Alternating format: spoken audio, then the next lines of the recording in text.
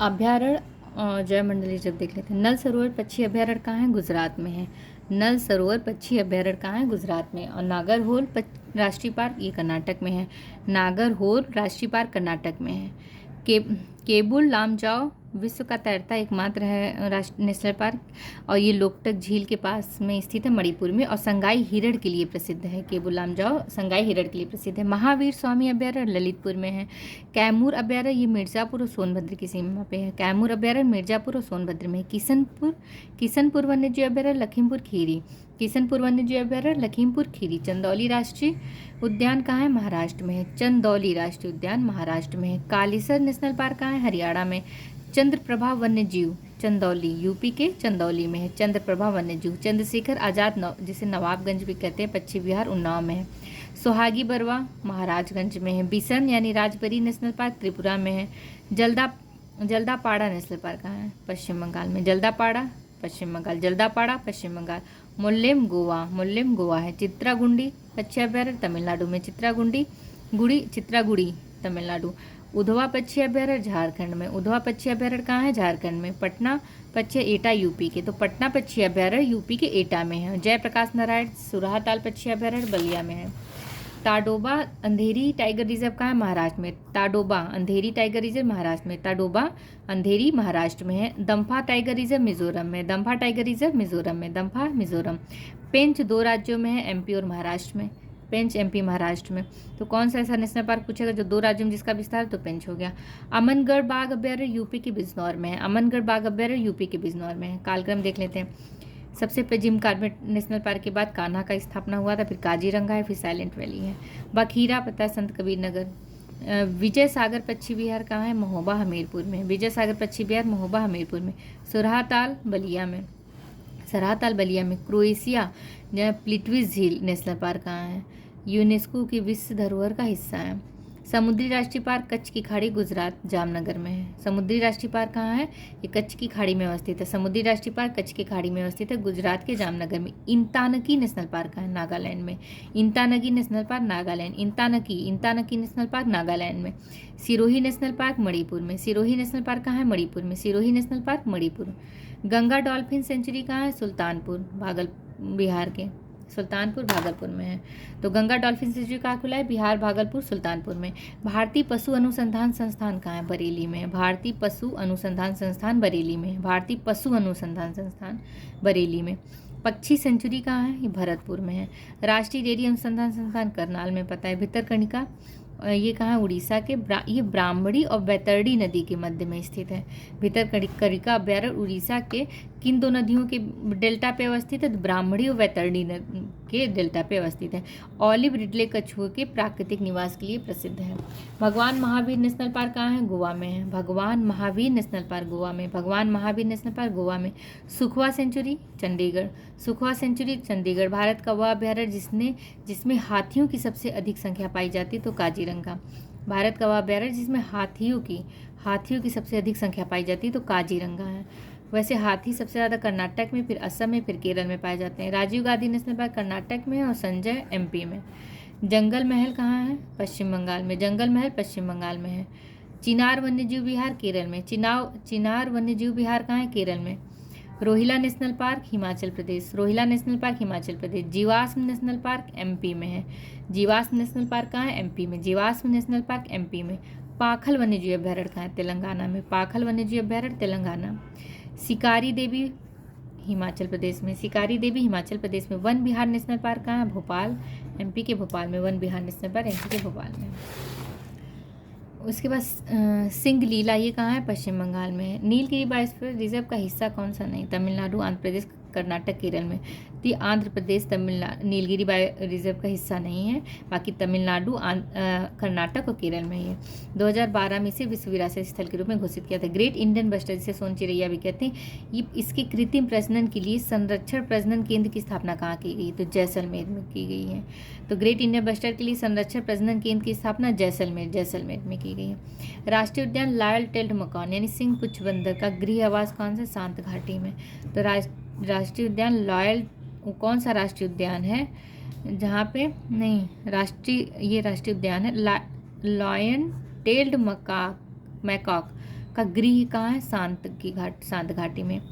बीदीपुर, ये बांदीपुर वाला ये पर्णपाती वनों के लिए फेमस है। ठीक है। किसान अधिकार अधिनियम कब आया था? 2001 में। किसान अधिकार अधिनियम 2001, किसान अधिकार अधिनियम 2001, किसान अधिकार अधिनियम 2001 में। डेयरी विकास बोर्ड अधिनियम 1987, डेयरी विकास बोर्ड अधिनियम कब आया था? 1987, डेयरी विकास बोर्ड अधिनियम 1987। कृषि सुरक्षा अधिनियम कब आया था? 2002 में। कृषि सुरक्षा अधिनियम 2002 में। किसान अधिकार अधिनियम 2001 और कृषि सुरक्षा अधिनियम 2002 और डेयरी विकास बोर्ड अधिनियम 1987। राष्ट्रीय वनीकरण एवं पारिस्थितिकी विकास बोर्ड की स्थापना 1992 में।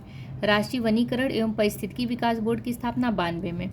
किसान अधिकार अधिनियम 2001, डेयरी विकास बोर्ड अधिनियम 1987, कृषि सुरक्षा अधिनियम 2002, राष्ट्रीय वनीकरण एवं पारिस्थितिकी विकास बोर्ड की स्थापना 1992 में। स्थानिक प्रजाति ऐसी प्रजातियां हैं जिन्हें आमतौर पर प्राकृतिक या भौगोलिक बाधाओं द्वारा अलग किया जाता है। उदाहरण के लिए अरुणाचल प्रदेश में अंडमान की चींटी, निकोबार का कबूतर और अंडमान का जंगली सूअर, मिथुन आदि, ये सब स्थानीय प्रजातियां में। 2016 में कार्यान्वित नवीन राष्ट्रीय वन सूची डिजाइन के अंतर्गत वन सूची समीक्षा का समय घटाकर कितना कर दिया गया? 5 वर्ष कर दिया गया है। विश्व वन्य जीव कोष की स्थापना 1961 में। विश्व वन्य जीव कोष की स्थापना कब की गई थी? 1961 में। विश्व वन्य जीव कोष 1961, विश्व वन्य जीव कोष 1961। जुलाई 2000 में उड़ीसा के नंदन वन अभ्यारण्य में 13 शेरों की मौत हुई गई थी। किस रोग से?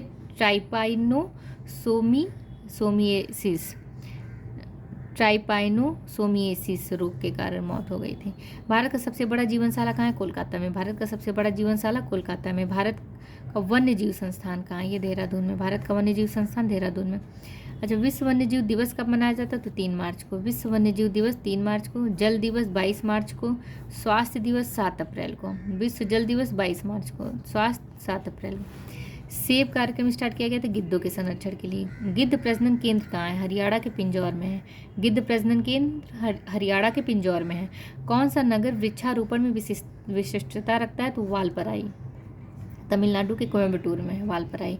कौन सा नगर वृक्षारोपण में विशिष्टता रखता है? तो वालपराई। कामेंग हाथी रिजर्व, ये अरुणाचल प्रदेश में है। कामेंग हाथी रिजर्व कहाँ है? अरुणाचल प्रदेश में। कामेंग हाथी रिजर्व अरुणाचल। लेमरू छत्तीसगढ़ में है। कामेंग हाथी रिजर्व अरुणाचल प्रदेश, लेमरू छत्तीसगढ़ में। वायनाड, नीलाम्बूर और पेरियार हाथी रिजर्व ये सब केरल में है। तो वायनाड हाथी रिजर्व, नीलाम्बूर हाथी रिजर्व, पेरियार हाथी रिजर्व सब केरल में है। काजीरंगा कार्बो एंगलोंग हाथी रिजर्व असम में है। काजीरंगा कार्बी एंगलोंग हाथी रिजर्व असम में है। सोनितपुर हाथी रिजर्व कहाँ है? ये भी असम में। सोनितपुर हाथी रिजर्व असम में है। मयूर झरना हाथी रिजर्व पश्चिम बंगाल में। मयूर झरना। इटाकी हाथी रिजर्व नागालैंड में। इटाकी हाथी रिजर्व। पर्यावरण अखंडता और सामुदायिक स्वास्थ्य प्रारूप प्रस्ताव किसने दिया था? एडमैन ने। पर्यावरण अखंडता और सामुदायिक स्वास्थ्य का प्रारूप किसने दिया था? एडमैन ने दिया था। ठीक है।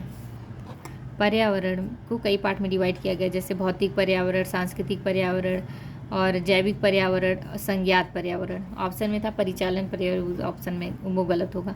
तो भौतिक पर्यावरण, सांस्कृतिक, जैविक और संज्ञात। एक परिस्थितिकी तंत्र के विभिन्न घटकों से होकर गुजरता है तो कहलाता है भू रासायनिक चक्र, जैव भू चक्र, पारिस्थितिकी अनुक्रमण की जैविक चक्र। तो भू रासायनिक चक्र कहलाता है कि एक परिस्थितिकी तंत्र के विभिन्न घटकों से होकर गुजरना कहलाता है जैव भू रसायन चक्र। अच्छा, सर्वाधिक बृहद पारिस्थितिकी तंत्र जलमंडल, जीव स्थलमंडल, जयमंडल कौन है? तो जयमंडल सर्वाधिक बृहद है पारिस्थितिकी तंत्र। बायोनॉमिक्स क्या होता है? बायोनॉमिक्स का मतलब होता है जीवन का नियम, नॉट प्रबंधन। तो ऑप्शन में प्रबंधन दिया था नियम की जगह, तो ये गलत होगा। तो जीवन का नियम होता है, इसका मतलब प्राकृतिक तंत्रों के मूल्य पर जोर देता है जो मानव तंत्रों को प्रभावित करते हैं। पारिस्थितिकी स्थायी मितव्ययिता है किस आंदोलन का नारा है? चिपको आंदोलन का। छीड़ता, फिर आक्रमण, प्रतिस्पर्धा, फिर स्थानांतर, ये क्रम याद करना है। छीड़ता, आक्रमण, प्रतिस्पर्धा, स्थानांतर। सर्वप्रथम गहन परिस्थितिकी यानी डीप इकोलॉजी शब्द किसने दिया है? अर्निस्ट नेस ने दिया था। परिस्थितिकी निके ग्रीनेल्स ने दिया था। परिस्थितिकी निके की संकल्पना किसने दी है? ग्रीनेल्स ने। अधिकतम कुशलतापूर्वक और सौर ऊर्जा को रासायनिक ऊर्जा में परिवर्तित करता है, ये क्लोरेला, बाघ, केचुआ, कस्कुटा क्लोरेला करता है। तो अधिकतम कुशलतापूर्वक सौर ऊर्जा को रासायनिक ऊर्जा में कौन परिवर्तित करता है? क्लोरेला। कौन सा सजीव जीव अपना भोजन अकार्बनिक पदार्थों से निर्मित करता है? चींटी, विषाणु, रबर का पौधा, कुकुरमुत्ता, रबर का पौधा।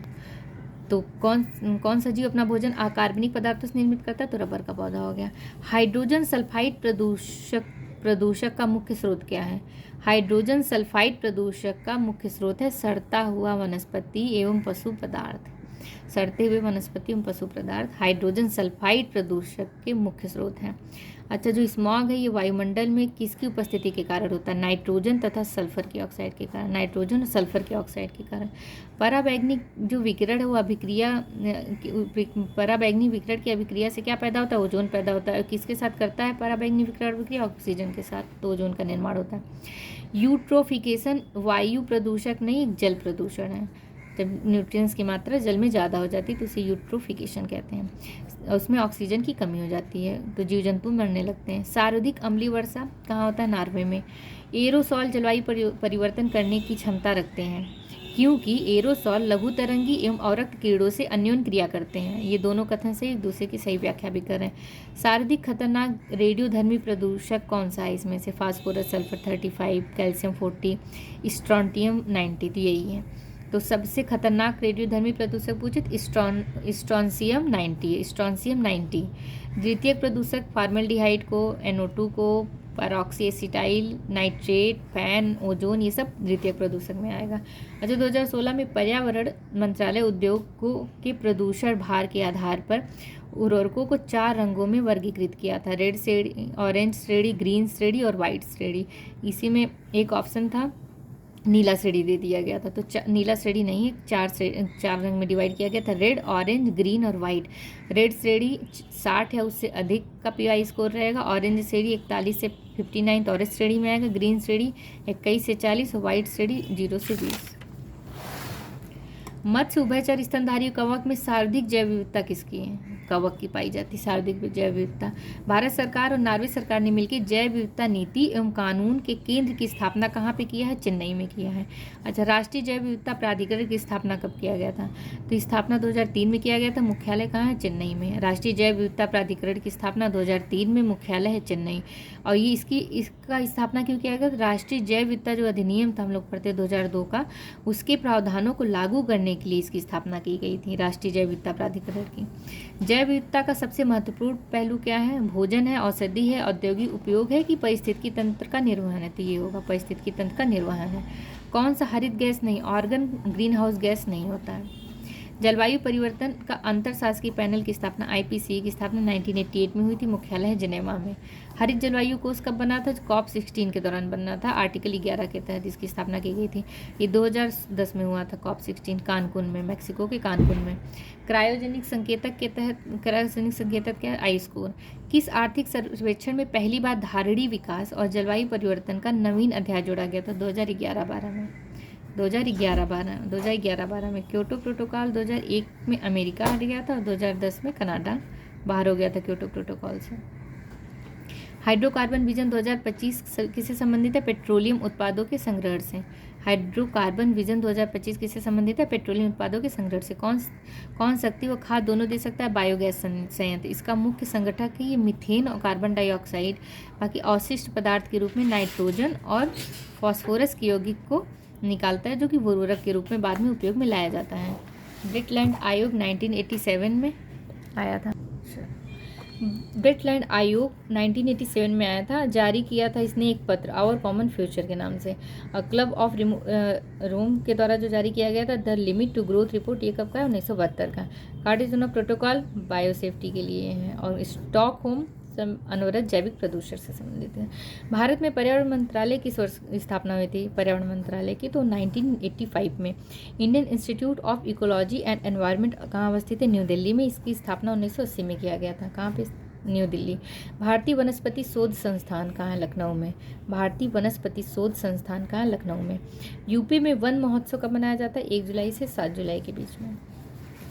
भारत का वन्यजीव संस्थान कहाँ है? देहरादून में। प्रदूषण नियंत्रण के उद्देश्य से राष्ट्रीय झील संरक्षण योजना के तहत चुनी गई कुछ शहरी क्षेत्र की जलमग्न भूमियाँ जैसे भोज है, सुखना है, चंडीगढ़ का पिछोला है, राजस्थान का बिंदु सागर, लोकटक मणिपुर का, ऊटी झील है, कोडाई कनाल झील है। बाकी चिल्का झील नहीं था, ये ऑप्शन में था, कौन शामिल नहीं, तो चिल्का झील शामिल नहीं इसमें। वातावरण की अवधारणा किस पर निर्भर करती है? वातावरण अपघटन, वातावरण के कुल आयामों पर, रुचि में बदलाव, वैश्विकता, ये तीनों पे निर्भर करती है। वातावरण के कुल आयामों पर, रुचि में बदलाव पर और वैश्विकता पे, इस पे नहीं करती वातावरण अपघटन। आपदा प्रबंधन विधेयक 2005 में पारित किया गया था। राष्ट्रीय आपदा प्रबंधन प्राधिकरण 27 सितंबर 2006 को स्थापना की गई थी। राष्ट्रीय आपदा प्रबंधन प्राधिकरण की स्थापना 27 सितंबर 2006 को की गई थी। अध्यक्षता किसने किया था? पीएम करते हैं इसकी अध्यक्षता। भारतीय वन प्रबंधन संस्थान एमपी भोपाल में है। भारतीय वन प्रबंधन संस्थान कहाँ है? तो एमपी भोपाल में। विश्व विरासत दिवस कब मनाया जाता है? 18 अप्रैल को। विश्व विरासत दिवस 18 अप्रैल को। विश्व मिट्टी दिवस 5 दिसंबर को। अंतर्राष्ट्रीय महिला दिवस कब मनाया जाता है? तो 8 मार्च को। अंतर्राष्ट्रीय महिला दिवस 8 मार्च को। मिट्टी दिवस 5 दिसंबर को। विश्व उपभोक्ता अधिकार दिवस कब मनाया जाता है? 15 मार्च को। विश्व उपभोक्ता अधिकार दिवस 15 मार्च को। देख लेते हैं। विश्व विरासत 18 अप्रैल, विश्व मिट्टी 5 दिसंबर, अंतर्राष्ट्रीय महिला 8 मार्च और विश्व उपभोक्ता अधिकार दिवस 15 मार्च।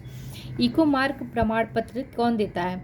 इको मार्क का प्रमाण पत्र ब्यूरो ऑफ इंडिया स्टैंडर्ड द्वारा दिया जाता है। ब्यूरो ऑफ इंडिया स्टैंडर्ड द्वारा दिया जाता है। मिट्टी बचाओ आंदोलन एमपी के होशंगाबाद में स्टार्ट किया गया था। मिट्टी बचाओ आंदोलन एमपी के होशंगाबाद में स्टार्ट किया गया था। आयोग में ने इसका आंसर दरभंगा बिहार माना है। लुप्त प्राय भारतीय पौधों की प्रजातियों की रेड डाटा बुक किसने प्रकाशित की? तो भारतीय वन सर्वेक्षण कोलकाता द्वारा। प्रमाणित बीज के थैलों पर प्रयोग किए जाने वाले टैग का रंग किस कलर का होता है? नीले कलर का, जो हरित बॉन्ड क्या है। निवेश केवल जलवायु मित्र परियोजनाओं में होता है। पहली बार 2007 में यूरोपीय निवेश कोष ने जारी किया था इसे। 2007 में यूरोपीय निवेश कोष ने। ये हरित बॉन्ड वित्तीय नवाचार है। हरित बॉन्ड स्थिर ब्याज प्रतिफल के दीर्घकालिक परिपक्वता निवेश है, न कि अल्पकालिक। राष्ट्रीय संवर्धित ऊर्जा क्षमता मिशन 2009 में स्थापना किया गया था। राष्ट्रीय संवर्धित ऊर्जा क्षमता मिशन 2009 में। जल मिशन 2011 में आया था। राष्ट्रीय हिमालयी परिस्थितिकी संपोषण मिशन 2014 में। राष्ट्रीय सतत कृषि मिशन 2008 में। राष्ट्रीय संवर्धित ऊर्जा क्षमता मिशन कब आया था? 2009 में। राष्ट्रीय संवर्धित ऊर्जा क्षमता मिशन 2009। राष्ट्रीय जल मिशन 2011। राष्ट्रीय जल मिशन 2011। राष्ट्रीय हिमालयी परिस्थितिकी संपोषण मिशन 2014।